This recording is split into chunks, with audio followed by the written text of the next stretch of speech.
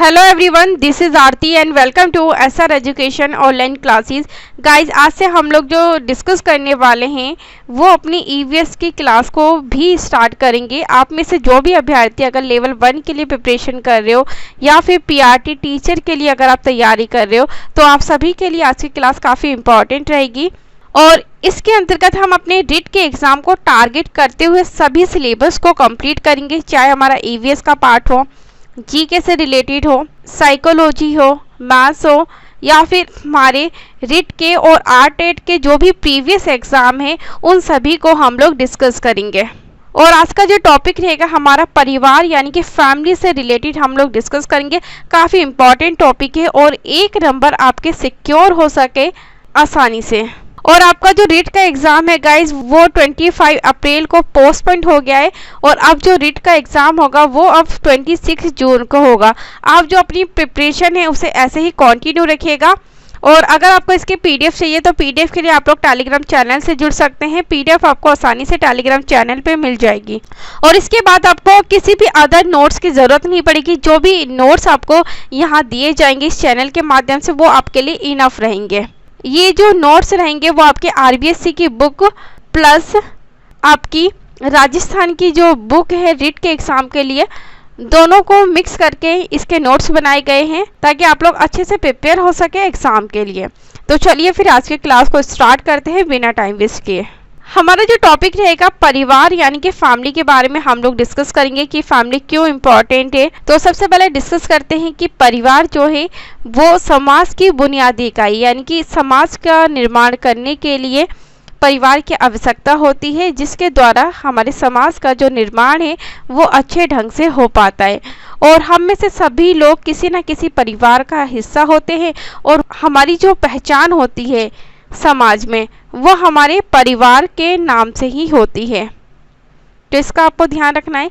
और परिवार के अंदर बच्चे का जो लालन पालन किस तरीके से करना है, परिवार में किस तरीके से सभी की ज़रूरतों का ध्यान रखना है, सभी की आवश्यकताओं को पूरा करना है। और एक बच्चा जब जन्म लेता है उस बच्चे का आगे फ्यूचर क्या रहेगा ये सब फैमिली के अंदर ही डिसाइड होता है। अगर हम संक्षिप्त रूप में, छोटे रूप में या फिर विस्तार रूप में परिवार की डेफिनेशन देखते हैं तो परिवार एक ऐसा समूह होता है, एक ऐसा ग्रुप है जिसके अंतर्गत दत्तक व्यक्तियों सहित कुछ वैवाहिक एवं रक्त संबंधित शामिल होते हैं। यानी कि कुछ मैरिड पर्सन होते हैं इसके अंदर और कुछ रक्त से संबंधित जैसे भाई बहन हो गए या फिर अन्य फैमिली के अंदर रिश्ते हो गए। और इन सभी को सामाजिक इकाई के रूप में मान्यता प्राप्त होती है हमारे समाज के अंतर्गत। तो इसका आपको ध्यान रखना है कि परिवार एक ऐसा समूह है जिसमें दत्तक व्यक्तियों सहित कुछ वैवाहिक और कुछ रक्त संबंधित शामिल होते हैं और इन सभी को हमारे समाज में सामाजिक इकाई के रूप में मान्यता प्राप्त होती है। इसी को हम परिवार कहते हैं। तो इसे आपको याद रखना है, इस डेफिनेशन को भी। और फैमिली के अंदर सभी व्यक्तियों को अपनी भूमिका निभानी होती है, चाहे वो एक बच्चे की भूमिका हो, चाहे वो एक पेरेंट्स बनने की भूमिका हो, माता पिता का रोल उसे अच्छे से निभाना होता है, चाहे भाई बहन का रोल हो वो अच्छे से निभाना होता है, या फिर दादा दादी बनने का जो रोल है वो सभी अच्छे से निभाना होता है।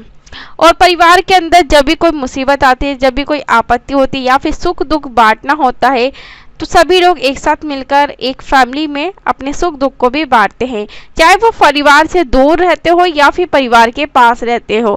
जब भी परिवार वालों को उनकी आवश्यकता होती है वो अपने परिवार के अंतर्गत सारे सुख दुख को बांटते हैं। इसलिए परिवार हमारे जीवन का एक महत्वपूर्ण भाग, एक महत्वपूर्ण हिस्सा है।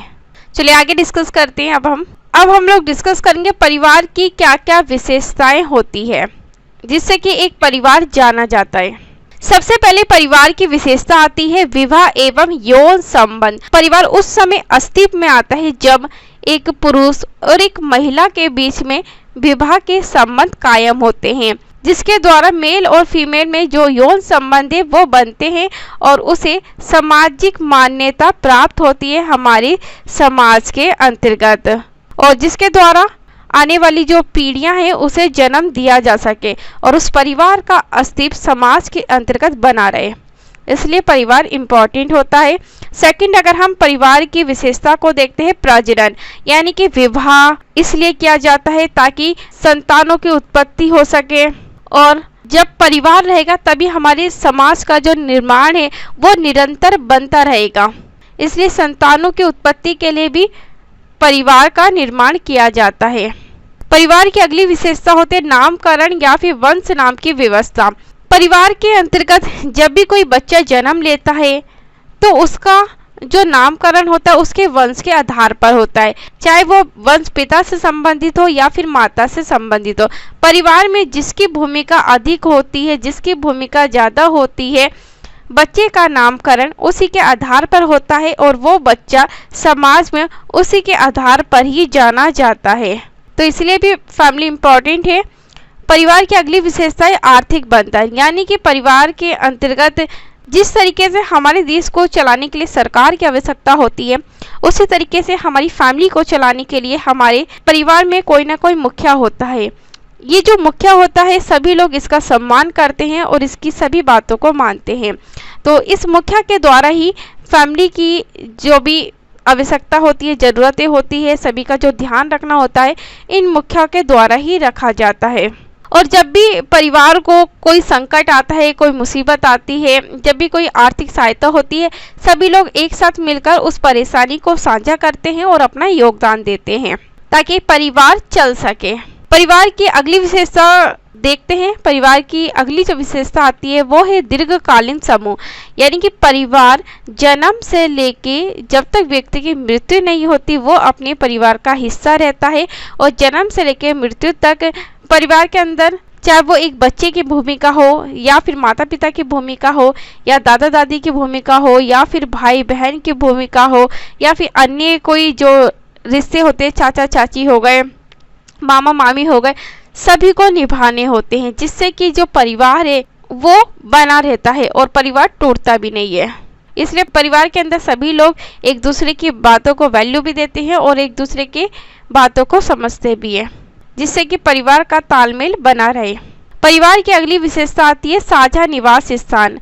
साझा निवास स्थान यानी कि अगर हम जॉइंट फैमिली की बात करें तो जॉइंट फैमिली हमें ज़्यादातर गाँवों में देखने को मिलती है, और इसके अंतर्गत सभी लोग एक ही छत के नीचे एक ही घर में रहते हैं। ऐसे परिवार में सभी लोग एक साथ रसोई को शेयर करते हैं और सभी लोग एक साथ खाना बनाते हैं, एक साथ मिल बैठकर उस खाने को खाते हैं, और जो भी डिसीजन लेना होता है सभी लोग मिलजुल कर उस डिसीजन को लेते हैं। तो इसलिए भी फैमिली इम्पोर्टेंट है। और परिवार की अगली विशेषता देखते हैं भावनात्मक आधार, यानी कि कोई भी मेंबर चाहे वो फैमिली के पास हो या फिर फैमिली से दूर हो, जब भी परिवार को सुख दुख की आवश्यकता होती है तो वो उस समय अपने परिवार वालों के साथ रहता है और अपना पूर्ण रूप से सहयोग करता है। और परिवार की अगली विशेषता देखते हैं। परिवार की अगली विशेषता आती है परिवार का आकार, यानी कि परिवार के अंदर दादा दादी रहते हैं, माता पिता रहते हैं और उनकी संतानें, उनके बच्चे रहते हैं, और अगर अन्य कोई फैमिली मेम्बर जैसे भाई बहन हो गए या फिर चाचा चाची हो गए या फिर अन्य कोई मेंबर फैमिली का हिस्सा होता है, तो फैमिली का एक जो आकार होता है, एक जो साइज होता है वो डिसाइड रहता है और उसी के अनुसार ही सभी व्यक्तियों की सभी ज़रूरतों को पूरा किया जाता है। तो ये परिवार की विशेषता थी, आपको याद रखना है। अगर एग्जाम में किसी तरीके से भी क्वेश्चन अगर आपसे पूछते हैं कि परिवार की क्या क्या विशेषता होती है, 3 ऑप्शन आपको एक जैसे दे देंगे और एक ऑप्शन चाहे उसमें गलत होगा, तो आपको याद रखना है कि परिवार की क्या क्या विशेषताएं होती है। या तो एक ऑप्शन आपको सही दे देंगे और 3 ऑप्शन आपको गलत दे देंगे। तो आपको हर तरीके से सारी चीज़ों को लर्न करना है, जिससे कि आप 1 नंबर अपना सिक्योर कर सके एग्ज़ाम के अंदर। चलिए आगे हम लोग डिस्कस करेंगे परिवार के प्रकार, यानी कि फैमिली कितने टाइप की होती है। तो जो फैमिली है वो हमारी 2 प्रकार की होती है, और ज़्यादातर जो फैमिली हमें देखने को मिलती है सिटी में या फिर शहरों के अंदर, वो हमें एकल परिवार यानी कि न्यूक्लियर फैमिली हमें देखने को मिलती है। इस फैमिली के अंदर माता पिता और उनकी संतानें होती हैं, और इस फैमिली का जो बच्चा होता है वो आत्मविश्वासी होता है और बच्चे की सारी आवश्यकताओं को पूरा किया जाता है माता पिता के द्वारा। और माता पिता अपनी संतानों के ऊपर अच्छे ढंग से ध्यान भी दे पाते हैं और उन्हें उच्च शिक्षा जो होती है हायर एजुकेशन है वो अच्छे से प्रोवाइड करवा पाते हैं। जब माता पिता वर्किंग होते हैं तो ऐसे बच्चों में अकेले रहने की भावना भी होती है और इस फैमिली का जो बच्चा होता है वो अन्य मेंबरों का प्यार, यानी कि दादा दादी हो गए, चाचा चाची हो गए, ताई ताऊ हो गए, इन बच्चों को उन सभी का प्यार नहीं मिल पाता। तो इसका आपको याद रखना है। और एकल परिवार हमें ज़्यादातर सिटी में, शहरों में देखने को मिलते हैं। अगली जो फैमिली आती है वो हमारी संयुक्त परिवार यानी कि जॉइंट फैमिली आती है। जॉइंट फैमिली आपको ज़्यादातर जो देखने को मिलती है वो आपको गांव में देखने को मिलती है। तो संयुक्त परिवार में कम से कम 3 पीढ़ियों के लोग रहते हैं। इसमें दादा दादी हो गए, माता पिता हो गए, ताई ताऊ हो गए, चाचा चाची हो गए, भाई बहन हो गए, या फिर फैमिली के जो अन्य मेंबर हैं वो रहते हैं एक साथ। और इसके अंतर्गत एक बच्चे को सभी लोगों का प्यार अच्छे से मिल पाता है और एक बच्चे को अगर कोई कार्य करना होता है तो उसे फैमिली के अन्य जो मेंबर होते हैं उनसे भी पूछना होता है, उनसे एडवाइस लेनी होती है और उसी के बाद ही उस बच्चे को उस कार्य को करना होता है। वो अपनी मर्जी के अनुसार किसी भी कार्य को नहीं कर पाता और ऐसे परिवारों में बच्चे की सारी ज़रूरतों को पूरा नहीं किया जाता क्योंकि फैमिली में अन्य मेंबर होते हैं जो मुखिया के द्वारा उनकी ज़रूरतों को भी पूरा किया जाता है। तो जॉइंट फैमिली के अंदर ज़्यादातर जो बच्चे होते हैं उनकी हायर जो एजुकेशन है वो कंप्लीट नहीं हो पाती कभी कभी। तो इसलिए चाहे वो न्यूक्लियर फैमिली हो, जॉइंट फैमिली हो, अपनी अपनी विशेषता के अनुसार ही जानी जाती है। तो इसका आपको ध्यान रखना है। और 2 टाइप की फैमिली होती है, न्यूक्लियर फैमिली और जॉइंट फैमिली। चलिए आगे हम लोग डिस्कस करते हैं विवाह के आधार पर परिवार कितने प्रकार के होते हैं। तो सबसे पहले विवाह के आधार पर जो परिवार आता है वो एक विवाही परिवार। एक विवाही परिवार के अंतर्गत जब पुरुष द्वारा एक ही स्त्री के साथ विवाह किया जाता है तो ऐसा परिवार एक विवाही परिवार के नाम से जाना जाता है। तो ऐसे परिवारों में एक पत्नी के जीवित रहते दूसरा विवाह नहीं किया जाता। या तो जीवन साथी की मृत्यु हो जाती है या फिर जीवन साथी के साथ उसका तलाक हो जाता है, तभी जो व्यक्ति है या जो साथी है वो दूसरा विवाह कर सकता है। तो इसे आपको याद रखना है। और सेकंड जो आता है विवाह के आधार पर परिवार वो है बहु विवाही परिवार। बहु विवाही परिवार के अंतर्गत 2 प्रकार के परिवार आते हैं हमारे। सबसे पहले आता है बहुपत्निक परिवार। बहुपत्निक परिवार के अंतर्गत जब एक पुरुष एक ही समय में एक से अधिक स्त्रियों से विवाह कर उनके साथ रहता है तो इसे हम बहुपत्निक परिवार कहते हैं। यानी कि एक जो पुरुष है वो बहुत सारी पत्नियों के साथ विवाह करता है और उसके साथ रहता है तो उसे हम बहुपत्निक परिवार कहते हैं। और ऐसे जो लोग हैं हमें कहाँ देखने को मिलते हैं, जैसे नागा, बेगा एवं गोंड जनजातियों में बहुपत्निक परिवार देखने को मिलते हैं। तो इसका आपको ध्यान रखना है। अगला जो टाइप आता है बहु विवाही परिवार में वो है बहुपति विवाही परिवार। बहुपति विवाही परिवार के अंतर्गत ऐसे परिवार जिनमें एक स्त्री एक समय में एक से अधिक पुरुषों से विवाह करती है तो इसे हम बहुपतिक विवाही परिवार कहते हैं। जैसे अगर एक स्त्री है, एक स्त्री जब बहुत सारे पुरुषों के साथ विवाह करती है तो उसे हम क्या कहते हैं, बहुपति विवाही परिवार। तो इसका आपको याद रखें कि बहुपतिक विवाही परिवार में क्या होता है या बहुपत्निक परिवार विवाह में क्या होता है।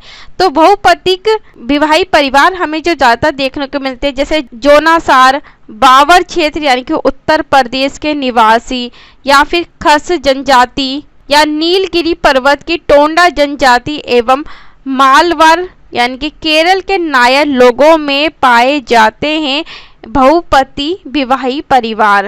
तो ये आपको कुछ जगहों के नाम याद रखें कि कहाँ पे बहुपत्निक परिवार होते हैं या फिर कहाँ पे बहुपतिक परिवार होते हैं। और बहुपति विवाही परिवार भी 2 प्रकार के आते हैं हमारे। पहला होता है भातृक बहुपतिक परिवार।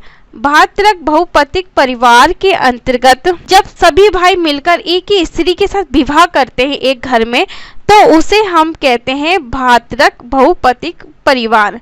और सेकंड जो टाइप आता है इसमें बहुपति विवाही परिवार में वो है अभ्रातक बहुपतिक परिवार। अभ्रातक बहुपति परिवार इसके अंतर्गत जब एक गांव के लोग एक ही स्त्री के साथ विवाह करते हैं तो उसे हम अभ्रातक बहुपतिक परिवार कहते हैं। यानी कि सभी गांव के जो भी पुरुष है वो एक ही स्त्री के साथ विवाह करते हैं तो उसे हम क्या कहते हैं, अभ्रातक बहुपतिक परिवार। तो ये आपको याद रखना है कि विवाह के आधार पर परिवार कितने प्रकार के होते हैं। तो विवाह के आधार पर जो परिवार है वो दो टाइप के होते हैं। एक तो एक विवाही परिवार, एक विवाही परिवार के अंतर्गत ज़्यादातर जो हमें विवाह देखने को मिलते हैं वो हमारे एक विवाही परिवार होते हैं कि जब तक जो दोनों जीवन साथी होते हैं उनमें से एक की मृत्यु होगा या फिर उसके साथ तलाक हो गया तभी वो दूसरा विवाह कर सकता है। और बहुविवाही परिवार के अंतर्गत दो प्रकार के परिवार आते हैं। पहला होता है बहुपत्निक परिवार। बहुपत्निक परिवार के अंतर्गत जब एक जो पुरुष होता है वो बहुत सारी पत्नियों के साथ विवाह कर लेता है तो उसे हम बहुपत्निक परिवार कहते हैं। तो ऐसे जो लोग हैं हमें नागा, बेगा एवं गोंड जनजातियों में देखने को मिलते हैं। तो ये याद रखना इंपॉर्टेंट पॉइंट है और जो क्वेश्चन पूछे जाएंगे वो इस तरीके से पूछे जाएंगे आपसे। और सेकंड जो बहुविवाही परिवार में आता है वो है बहुपति विवाही परिवार। बहुपति विवाही परिवार के अंतर्गत जब एक स्त्री जो होती है वो बहुत सारे पुरुषों के साथ विवाह करती है तो उसे हम बहुपति विवाही परिवार कहते हैं। तो बहुपति विवाही परिवार हमें कहाँ देखने को मिलते हैं? जोनासार में देखने को मिलते हैं। बावर क्षेत्र हो गया यानी कि उत्तर प्रदेश के निवासी हो हमें देखने को मिलते हैं। खस जनजाति, नीलगिरी पर्वत की टोंडा जनजाति एवं मालवार यानी कि केरल के नायर लोगों में इस तरीके से जो परिवार है वो हमें देखने को मिलते हैं। और उसमें भी अगर हम बात करते हैं कि बहुपतिक विवाही परिवार कितने टाइप के होते हैं तो ये जो परिवार होता है वो भी दो टाइप के होते हैं। एक तो होता है भातृक बहुपतिक परिवार। तो भातृक बहुपतिक परिवार के अंतर्गत की एक फैमिली के अंदर सभी भाई मिलकर जब एक ही स्त्री के साथ विवाह कर लेते हैं तो उसे हम भातृक बहुपतिक परिवार कहते हैं। और सेकंड जो टाइप होता है वो है अभ्रातृक बहुपतिक परिवार।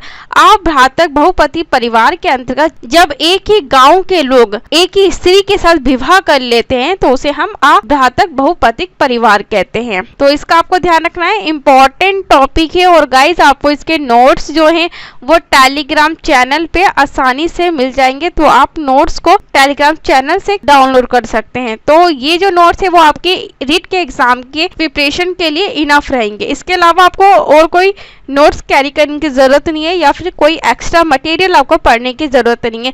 जितना मटेरियल आपका लिमिटेड रहेगा और जितना आप रिवीजन कर सकते हो उस लिमिटेड मटेरियल को उतना ही आपके लिए इनफ है। तो थैंक यू सो मच आज की क्लास के लिए।